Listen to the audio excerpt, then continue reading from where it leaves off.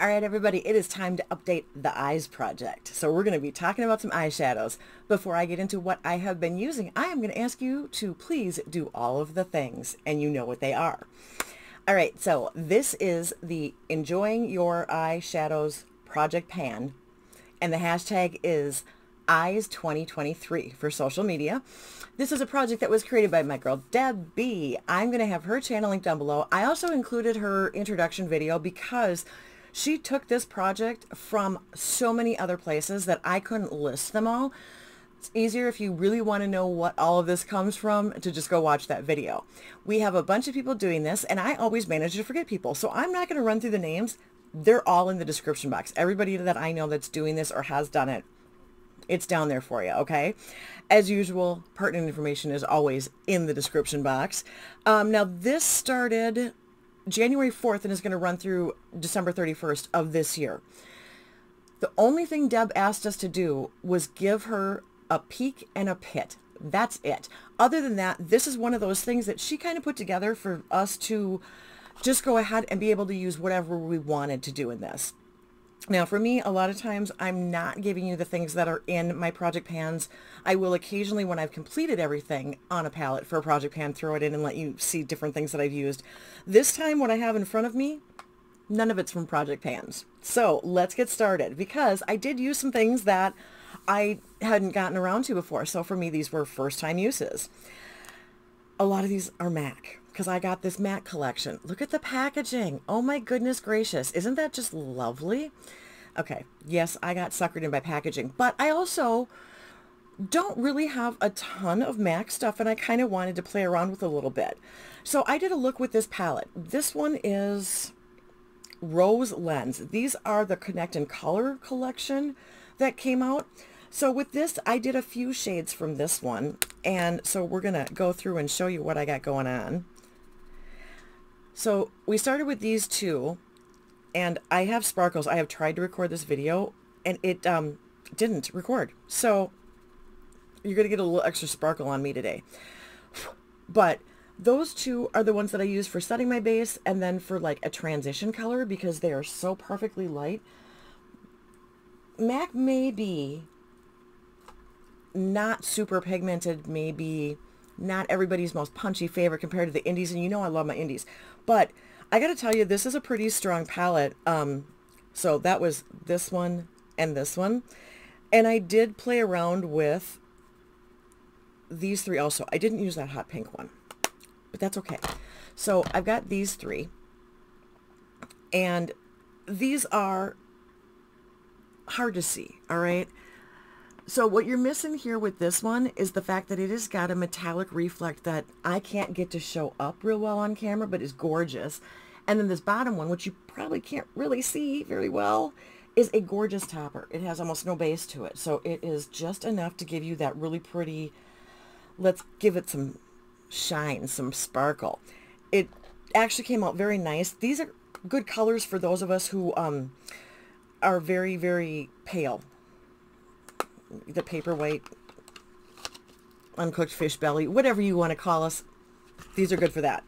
Now, in addition to that one, I also did this one. I'm telling you, the packaging just got me. This one is Encrypted Kryptonite. Now with this, I'm actually wearing it today, and you can't really tell, but that's what the palette looks like. So this is a gorgeous, neutral, light, cool toned color story. And for this, I actually went with these two today. So I used that one to set and that one in my transition, and yeah, you can't really see much of it, but I gotta tell you, I'm a fan. And I'm a fan because they're a good color for someone like me who is exceptionally pale. Look at how light those come out. They're gorgeous. Very, very, very nice. So no, it's not my usual, let's go crazy, let's have a lot of fun with colors, let's do something really funky, let's have, you know, the unique indie stuff, but I'm pretty happy with those two palettes, pretty much. Now, I also got the big one, and this is, what is this? Hi-Fi Color. This is the one that they came out with. I mean, packaging, goodness gracious, gorgeous. But they came out with, and it was like wow, bam, in your face, MAC actually did something colorful. I don't know if you can totally tell, but this one up here is kind of a greenish. And like for me, it is definitely very green. You can tell a little bit better next to my yellow shirt.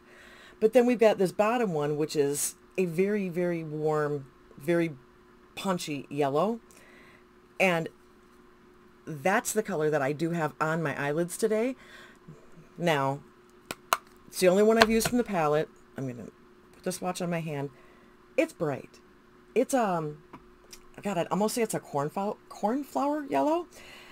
And it is the base under there for this. We're going to talk a little bit more about that in just a minute. But I also did play with some indie. We can't go without some of the indies. So this is OK Bloomer. This was packaging. I put this together myself with the little palette. It is from MBA Cosmetics. I took and cut the labels off of the packages to get all of the names of the shades. And you can see, I mean, that's a lot of fun colors. Now, I've only gotten to play with What in Carnation, Don't Be So Impatient. These are all named after flowers. And then a little bit here with this Oh Snapdragon.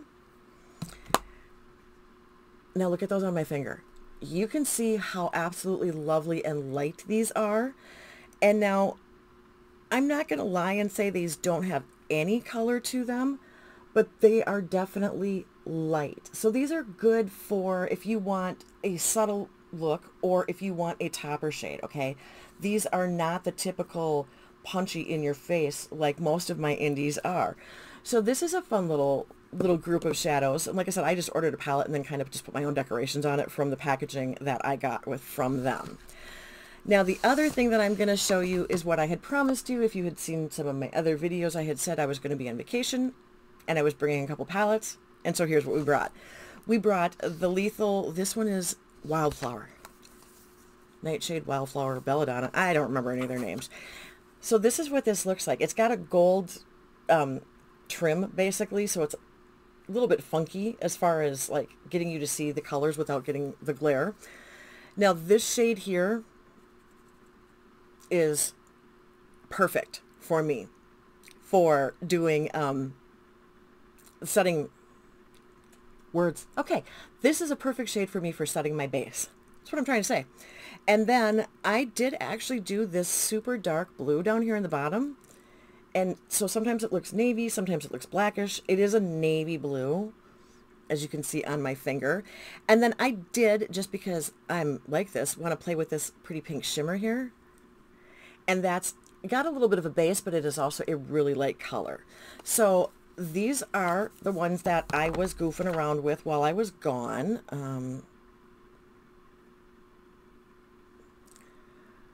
Oh, okay. So we're kind of losing this here, that pale pink. Oh, geez, I don't even know if you can see that at all. No, you probably can't. Anyway, it works out really well for me. That's a color that's not going to show up on a lot of people, okay? Because like I said, for me, it's a setting shade for my base. But this is, I've only used the 3. This is the normal gorgeous Lethal formula. It does not disappoint in any way, shape, or form, which I think you guys pretty much expected that. But now this is the one that people had a little more interest in. This is the Cara Confidential palette. This is the Cara Duo. It is from Cara Beauty. It's an Etsy shop, and if I can remember, I will put the link down in my description box because it's May something. It's numbers. May and then numbers. So I never remember what that is off the top of my head. I did put it in when I hauled this also. Now this, I'm trying to make sure you can actually see, is gorgeous. Now, yeah, there's some really hardcore glitter in here that I won't ever use, and I'm okay with that. I really am. But I did get to use this really pretty pink shade. I used this really pretty blue shade. I used this bright pink. So I used those mattes, and we'll do those right there. How did I do that? Oh, I missed that before. Okay, sorry. That was, I tried to record this and it didn't film. So that was the yellow from before that you've seen up here. But those 3 are the mattes that I used. And then, because we wanted to play, we took this one and this one. Now, all of these things do have names. Honestly, I can't read them. I don't have my glasses on. And they're small print. So those are the shimmers that I used out of this. And we're going to put that on this side. Look at those colors. Aren't they gorgeous? It's kind of a periwinkle. I mean, that's more of a violet, where that's more of a bluish purple. Both stunning. Now, I was in North Carolina and then Nashville. And so I was playing with the Lethal and the Kara, those bottom ones, while I was gone. And I've got to say, I am in no way, shape, or form disappointed. They performed well. They held up well. We were walking around Nashville, and it was so warm that I literally was like, okay, I can't put on makeup because it's in the 90s, and it's just going to melt off my face. So I just did an eye look, and it held up, you guys. It held up. It didn't crease. It didn't fade. I didn't lose any from sweat running down my face, which was happening with all of my skincare, but you know. So of all of those, I'm going to say that my peak is going to be this palette, because this is a one I took a chance on. Don't know anything about the brand, just really like the color story. Had a coupon, had a discount. Great. The owner, actually, I had looked at it, had it in a cart, but then I didn't purchase it immediately. The owner sent me an email and gave me a discount code on it. I mean, that was worth taking the chance for me. It paid off. That is my peak. The whole palette. Yes, there's 2 glitters. I won't use those. But I didn't have a shade bad in there. And I think those shimmer shades are awesome. I think they are really reflective. I think they're really good. I think they're strong, solid colors. I think they give you some depth and dimension. So I am impressed. What I did not love, the one and only shade I tried from the colored palette from MAC. And that is because, we've talked about this before, I don't do well with warm tones. We know this. I wanted yellow for today's look. So I have the 2 from the neutral palette, and then that yellow I actually have across the base of my eyelid. And it comes out with almost a greenish tinge. And that's the reason I pointed out that green to you when I was showing you the palette, because this yellow doesn't have a green in it. It shouldn't. It is how it reacts to my coloring. So that is going to be my pit. Strong color, good performance, decent product. It just turned on me in a way I didn't want it to. So what I did do with this look is I actually added a few of the things that are in my project pans. I took Nomad's Moors from their Love and Death palette and put it over that to kind of try and make it A, shimmery, and B, tone it a bit, because it was too green. And since I was using the yellow from the Nomad and I used the black from the Nomad, I wanted to have it match a little bit better, because it looked like I did yellow up here and then green there, or a greenish yellow. It was a sickly color for me.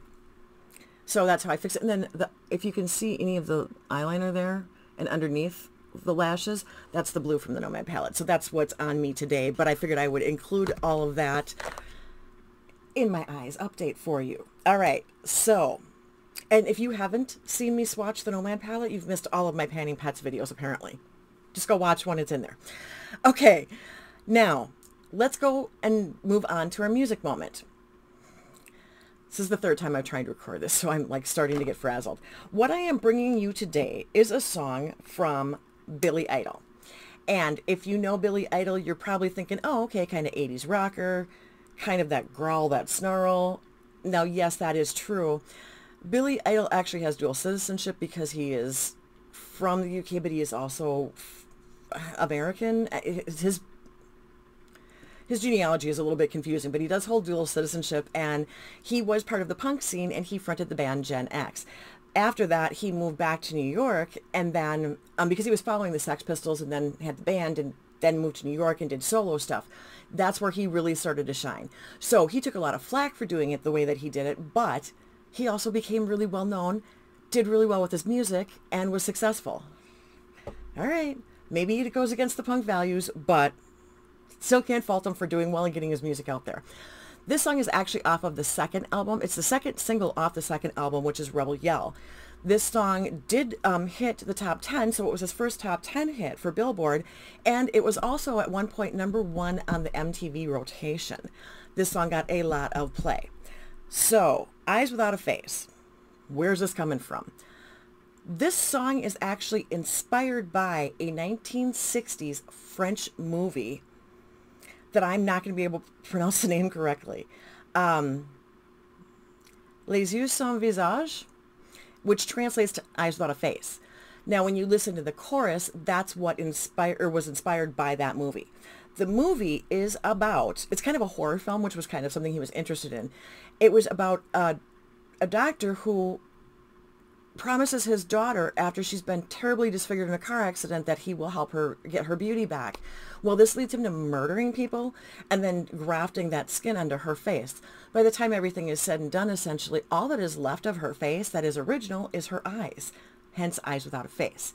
Now, in the song, the chorus of the song, if you listen closely, it's hard to understand because it is his, at that point, I think, girlfriend, Perry Lister, and they did have a child together, so they were together for a while. She's the one who sings that background, and she's singing it in French. And what she is singing is that title, which I'm not going to try and massacre again because I'd prefer not to offend everybody who speaks French. Hey, I Googled how to say it. I tried. But that's where that's coming from. So when we're going to talk about the song, all right, so I told you about the movie, but let's talk about the song. The music itself is notable if you look at music analysis. Okay, let's just put it that way, because that probably is going to make a little more sense to you than me trying to explain like which chords and keys they're using. But the his guitar player was lauded, and this was something that was discussed quite a bit for the way that it was composed. Okay, so now if we talk about what the meaning of this is I've heard a couple of different, or I've read a couple of different things, but one of the things that I read is that the lyrics are about a man who has lost hope, and he's sad and angry because he's been deceived by his partner. And now another one I read was that it was a man who's wandering on his own and is far from home. But it's still about that sadness and that loneliness and the depression and the despair about being deceived, or like the lies he's telling himself, or the lies that his partner has told him. So basically it's about wanting to believe those lies to hold on to something that is falling apart, but knowing that no matter how much you lie to yourself, that you still know the truth, and that's an inescapable fact, and that's going to change things. So it is about kind of that despair and that sadness of losing a relationship. Now, whether it is about the man's own internal monologue and own mental process of getting to that point, or if it is about him singing about it externally, about the partner, that's where there's a little bit of a difference. So whichever way you want to take that, that's essentially what it is. But it's about that having to let go because of the deception that has occurred, and not being able to just live with those lies.